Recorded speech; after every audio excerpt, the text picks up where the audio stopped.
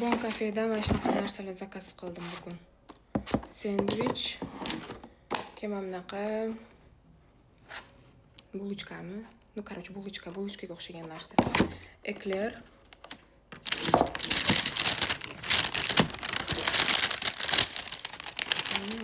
Bonni narsalarini juda ham yaxshi ko'raman.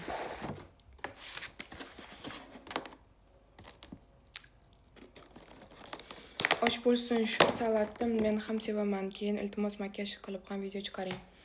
Makiyaj, men asosan makiyaj qilmayman-da, shuning uchun ham video olmayman.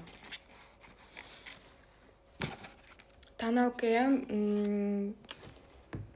ko'chaga chiqayotganda surmasam, uyda tonalka surmayman, faqat sonzashli krem surib yuraman. Даже ko'chada ham chiqayotganda kamdan kam.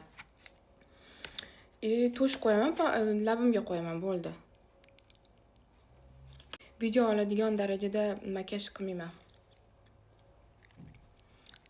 Bo'ldi.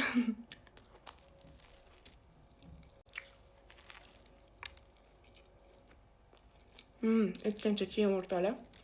Kecha eshitib qoldim. Tuya qushini tuxumi bor ekan O'zbekistonda.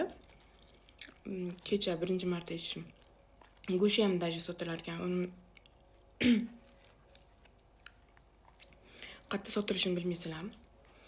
Agar tuxumi bo'lganda mukbang uchun olgan bo'lardim. Mana shunaqa katta tuxum bo'ladi deyishdi. Menimcha mukbangga interesim bo'lardi. O'zim ham qiziqib qoldim qanaqaligiga.